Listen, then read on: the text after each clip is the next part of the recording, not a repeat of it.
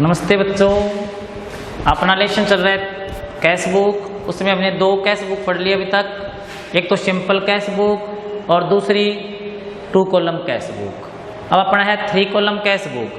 तो 3 column cash book में amount के 3 कॉलम होते हैं, एक कैश का, एक बैंक का और एक डिस्काउंट का। तो कहने का मीन 3 कॉलम कैश बुक में कैश और बैंक से संबंधित दोनों प्रकार के जो व्यवहार है उनका लेखा किया जाएगा। तो इसमें आप 3 कॉलम बनाओगे अमाउंट के, कैश का, बैंक का और डिस्काउंट का। तो कुछ एक एंट्रियां ऐसी भी होएगी जो रोकड़ बही के दोनों तरफ होती है, जैसे बैंक में रुपए जमा करवाए या बैंक से रुपए निकाले।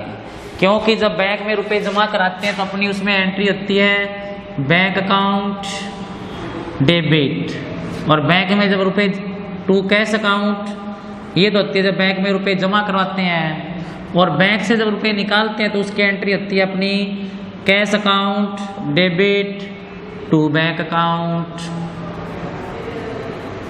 तो एक तो होती है बैंक टू कैश, एक होती है कैश टू बैंक। अब ये दोनों एंट्री क्या कहलाती है? कॉन्ट्रा एंट्री कहलाती है। कॉन्ट्रा एंट्री, या जिसको क्या बोलते हैं? विपरीत प्रविष्टि।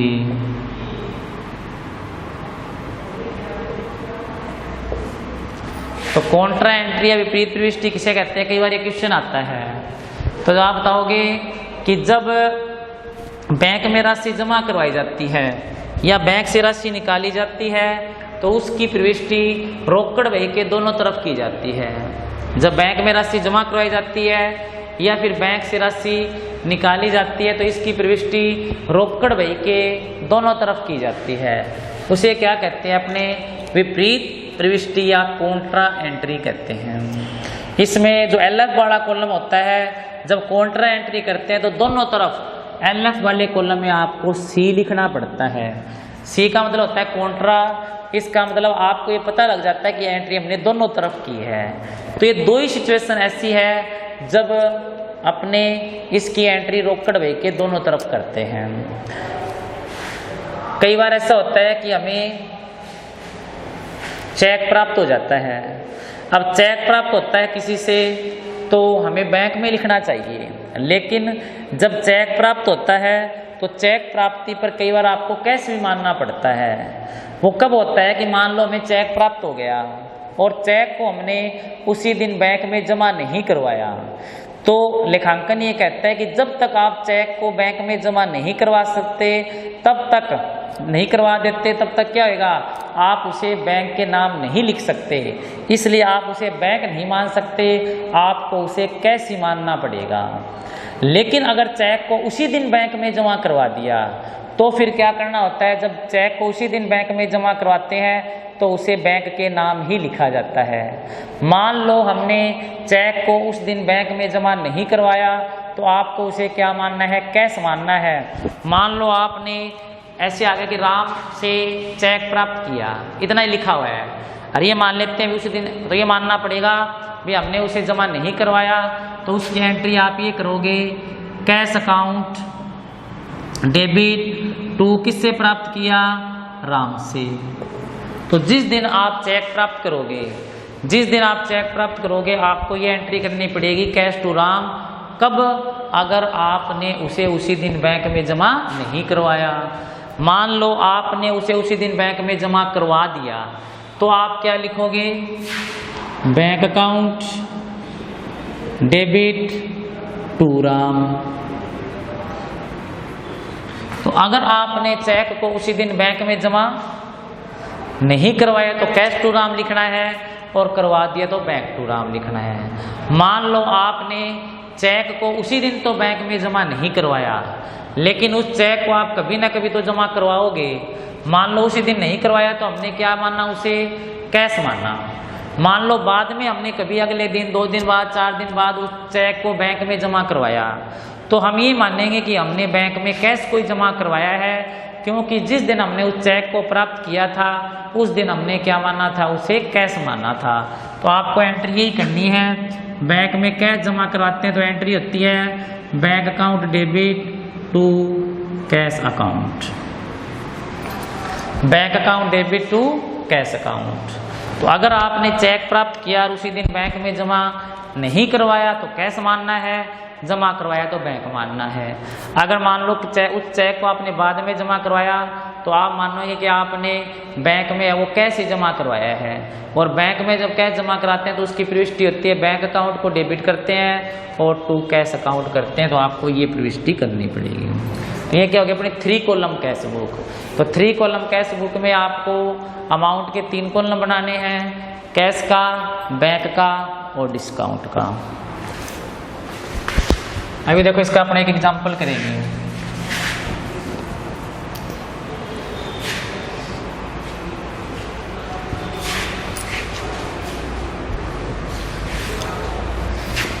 राम ब्रदर्स की पुस्तकों में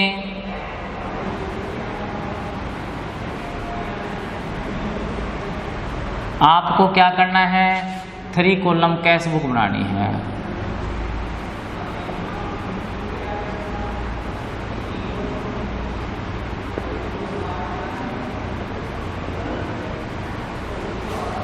सबसे पहले मान लो आपको दे रखा है 1 जनवरी 2018 को कैश बैलेंस और बैंक बैलेंस।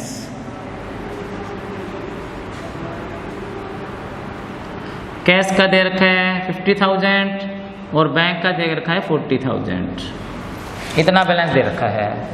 तो देखो कैश जो बैलेंस दे रखा है, कैश का हमेशा मैंने बताया था डेबिट बैलेंस होता है, बैंक बैलेंस है वो डेबिट भी हो सकता है, क्रेडिट भी हो सकता है। अगर सीधा लिखा हुआ है बैंक बैलेंस तो उसे आपको डेबिट ही मानना है। अगर क्रेडिट बैलेंस होएगा तो आपको लिखा हुआ मिलेगा बैंक बैलेंस क्रेडिट, या फिर आपको वहाँ पर मिलेगा बैंक ओवरड्राफ्ट। जब बैंक ओवरड्राफ्ट होता है उसका मतलब होता है कि बैंक का आपका क्रेडिट बैलेंस है। फिलहाल कुछ नहीं लिखा हुआ, बैंक बैलेंस ही लिखा हुआ है, तो अपने क्या करेंगे, इसको कौन सा बैलेंस मानेंगे, डेबिट बैलेंस ही मानेंगे। तो बैंक का बैलेंस 40,000 और कैश का बैलेंस 50,000। अब आगे आपका 4 जनवरी को आपने क्या किया, 20,000 रुपये का नगद माल बेचा।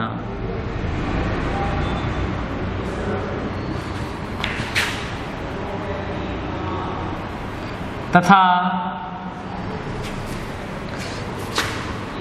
चेक द्वारा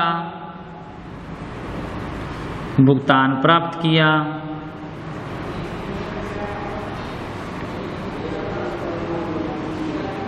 चेक द्वारा भुगतान प्राप्त किया। 6 जनवरी 10,000 रुपये का नगद माल खरीदा।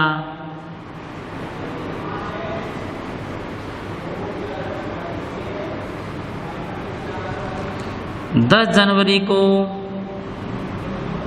दिनेश को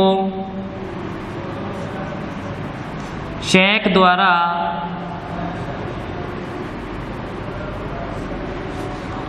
भुगतान किया 5,000 का। 12 जनवरी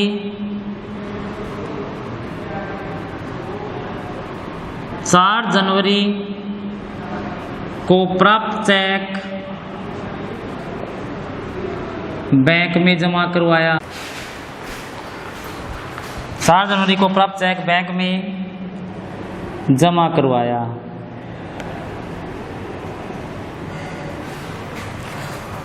18 जनवरी मजदूरी चुकाई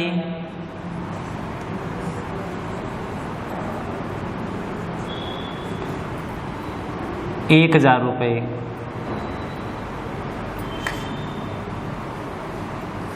20 जनवरी वेतन चुकाया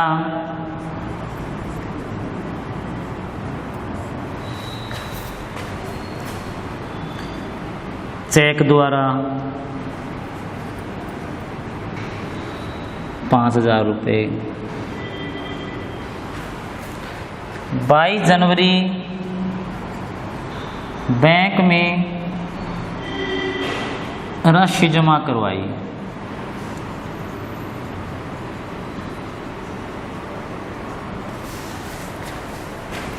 10,000 और लास्ट है 31 जनवरी बैंक से राशि निकाली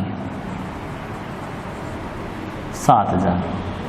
मान लो ये अपना सवाल है और इससे आपको 3 कॉलम कैश बुक बनानी है।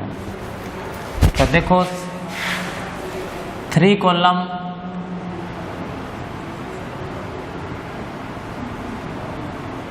Cash book.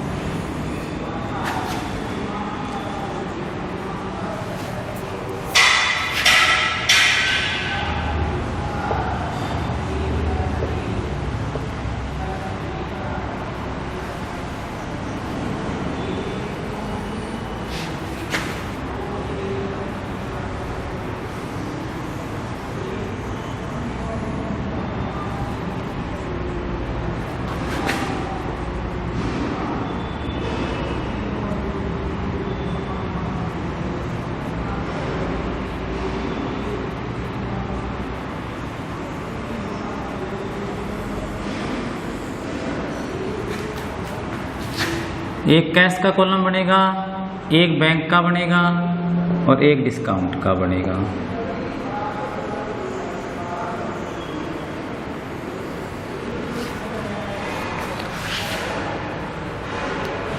ये मान लेते दिनेश को चेक द्वारा भुगतान किया 5,000 बट्टा प्राप्त किया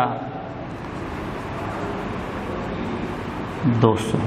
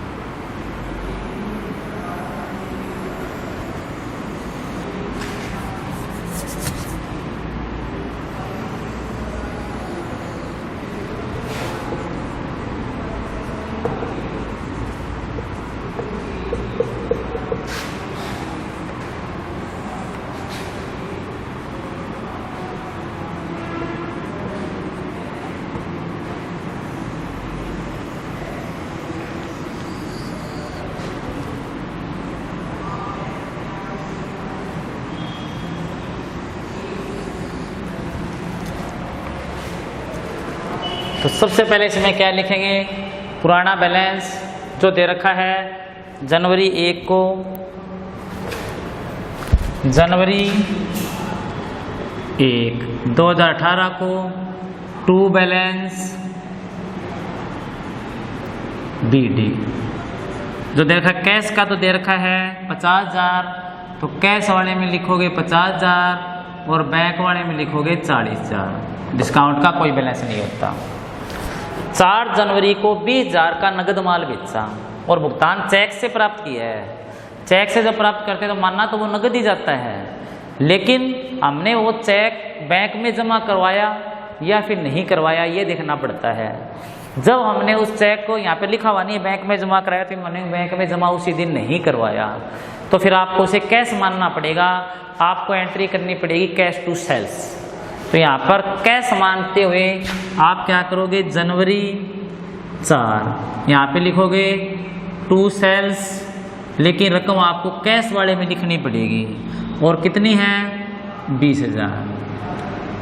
अगर उसी दिन बैंक में जमा करा देते तो रकम बैंक वाले में लिखते, लेकिन हमने उसे बैंक में जमा नहीं करवाया इसलिए रकम है वो कैश वाले में लिखनी पड़ेगी। 2 सेल्स 20,000। फिर है 6 जनवरी को 10,000 का नगद माल खरीदा। नगद माल खरीदा तो रुपए गए और वो अपनी पेमेंट साइड है, तो वो अपनी पेमेंट साइड है तो क्या करेंगे, क्रेडिट साइड में लिखेंगे। डेट कितनी है, जनवरी 6, तो जनवरी आ गई 6 बाय परचेज। कितने रुपए से लिखना है, 10,000 से। नगद है तो कैश वाले में लिखेंगे इसे।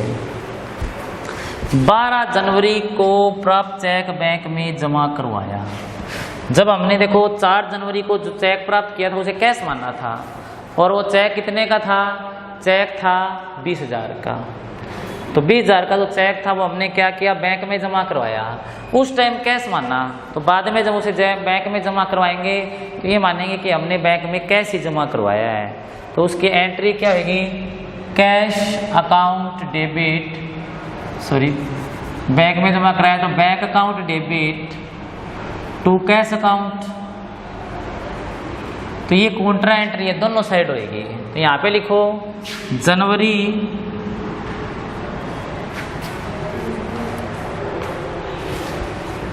पहले देखो एक रह गया 10 जनवरी वाला, ये पहले 10 जनवरी वाली एंट्री करो। जनवरी 10 दिनेश को चेक द्वारा भुगतान किया 5,000, बट्टा प्राप्त किया 200। अब किसको भुगतान किया, दिनेश को 5,000 चेक द्वारा किया है। जब भुगतान करेंगे तो ये नहीं देखना होता बैंक में जमा करवाया या नहीं करवाया, सीधा पेमेंट करो। तो पेमेंट करेंगे तो क्या करेंगे, जनवरी 10 बाय किसको पेमेंट किया, दिनेश को। तो बाय दिनेश कितने रुपए का पेमेंट किया, चेक द्वारा किया। तो जब बैंक में ही लिखना है, चाहे वो बैंक में जमा करवाए चाहे ना कराए, हमें उससे कोई लेना देना नहीं होता। हमें ये एंट्री यही करनी है, दिनेश टू बैंक। तो बैंक में क्या आ गया, बाय दिनेश आ गया 5,000 रुपये से। और उसने डिस्काउंट कितने का दिया, देखो 200 रुपये का उसने डिस्काउंट भी दिया है। तो इसके साथ ये डिस्काउंट वाले में 200 डिस्काउंट के भी आ गए। फिर है 12 जनवरी, 4 जनवरी को प्राप्त चेक बैंक में जमा करवाया। 4 जनवरी को क्या है, प्राप्त चेक। जो पहले 4 जनवरी को प्राप्त चेक बैंक में जमा कराया तो उसकी एंट्री बैंक टू कैश करनी है। ये एंट्री रोकड़ भाई के दोनों तरफ होगी। तो यहाँ पे लिखेंगे जनवरी 12 टू कैश, और रकम कहाँ पे उल्टी लिखनी है। टू कैश लिखा तो रकम बैंक वाले में लिखो। कितने का चेक था वो, 4 जनवरी वाला 20,000 का था, तो बैंक वाले में 20,000 लिखेंगे। कैश वाला खाली छोड़ेंगे, एल वाले में सी लिखेंगे, क्योंकि ये एंट्री रोकड़ भाई के दोनों तरफ होगी। इधर लिखेंगे जनवरी 12, क्या लिखोगे, बाय बैंक, और रकम लिखोगे कैश वाले में, एल वाले में सी लिखोगे, रकम वही 20,000 आ गई। यानी जो दिनेश से वो चेक प्राप्त पहले हुआ था ये वाला 20,000 का, वो हमने जमा करवा दिया। अब 18 जनवरी को मजदूरी चुकाई 1,000 रुपये। मजदूरी चुकाई तो पैसे गए, तो कौन सी साइड आएगा, जनवरी 12, क्योंकि रुपए गए तो क्रेडिट साइड, बाय वेजेज। और कितने की चुकाई है मजदूरी, मजदूरी चुकाई है हमने 1,000 रुपये की। और कैश चुकाई है, कैश वाले में 1,000 आ गए। फिर है 20 जनवरी, वेतन चुकाया चेक द्वारा। चुकाए जब देखना नहीं है कि बैंक में जमा करवाया नहीं करवाया, बैंक वाले में ही लिखना है। तो क्या लिखोगे, जनवरी 20 बाय सैलरी। और कैसे चुकाया, चेक द्वारा। तो क्या करोगे आप, बैंक वाले में लिखोगे, और कितने रुपए लिखोगे, 5,000 रुपये। जनवरी 22 बैंक में राशि जमा कराई। बैंक में राशि जमा कराती हैं तो एंट्री होती है बैंक टू कैश, वही लिखोगे जनवरी 22 टू कैश, एल वाले में सी, और रकम लिखोगे बैंक वाले में। कितने का चेक जमा, कितनी राशि जमा करें, 10,000 रुपये। यहाँ पे आएगा बैंक में 10,000 रुपये। इधर भी एंट्री होगी ये, इधर लिखोगे जनवरी 22 बाय बैंक, और रकम लिखोगे कैश वाले में।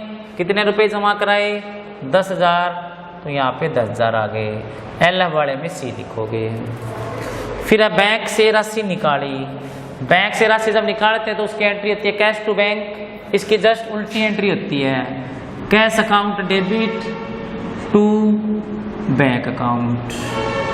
तो इधर लिखेंगे टू बैंक अकाउंट जनवरी 31 टू बैंक, रकम लिखेंगे कैश वाले में, वही दोनों तरफ है, इधर सी लिखा और रकम लिख दी कैश वाले में 7000। इधर लिखेंगे जनवरी 31 बाय कैश, सी लिखेंगे एफ वाले में और रकम लिखेंगे बैंक वाले में 7000 रुपये।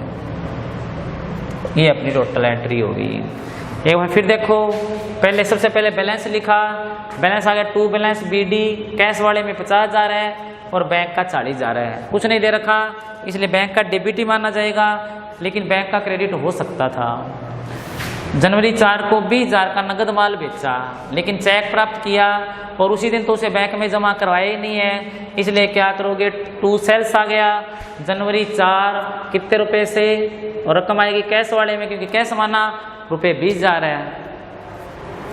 अब है कि जनवरी 6 10,000 का नगद माल खरीदा, नगद माल खरीदा तो रुपए गए, तो क्या करेंगे जनवरी 6 बाय परचेज कैश वाले में 10,000 आ गया।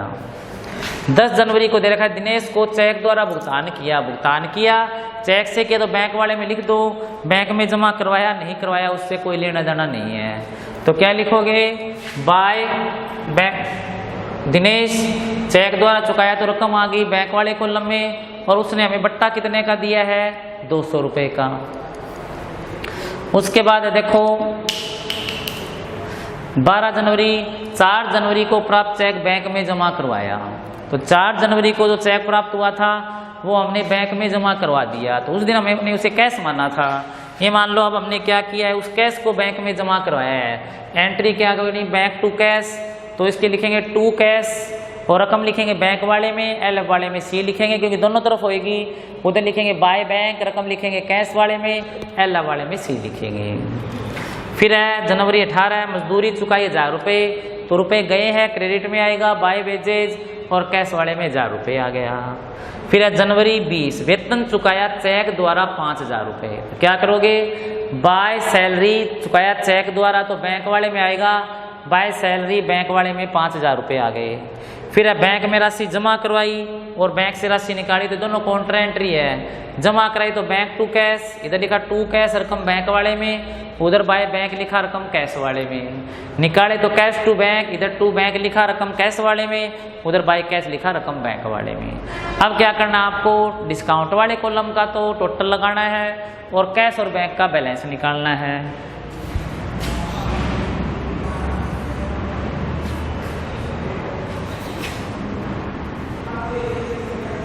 तो इधर तो डिस्काउंट है ही नहीं, इधर डिस्काउंट है वो कितना है 200 और इसका बैलेंस निकाला नहीं जाता, इसलिए जितना टोटल आया वो उतना लिख दो।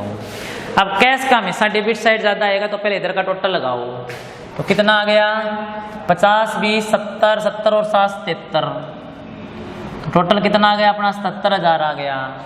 उधर है 10 और 20 30, 30 और 1 31, 31 41, तो 77 में से 41 गए तो कितने बच गए 36,000 बच गए।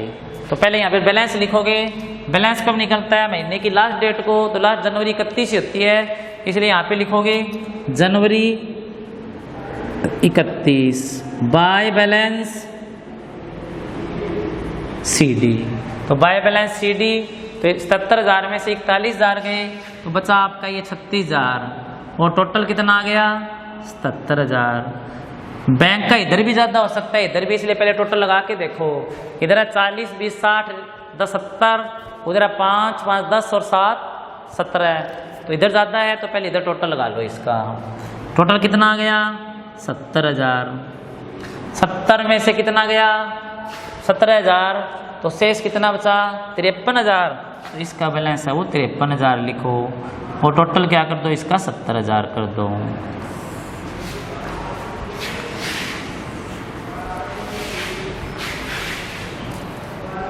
पहले टोटल कैश वाले का 77,000 आया, उधर घटा दिया उसमें से 41,000, तो शेष बैलेंस 36,000 बचा। बैंक वाले का इधर 70 आया, उधर उसमें से 17 घटा दिया तो 53 बच गया। डिस्काउंट वाले का टोटल लगा दिया।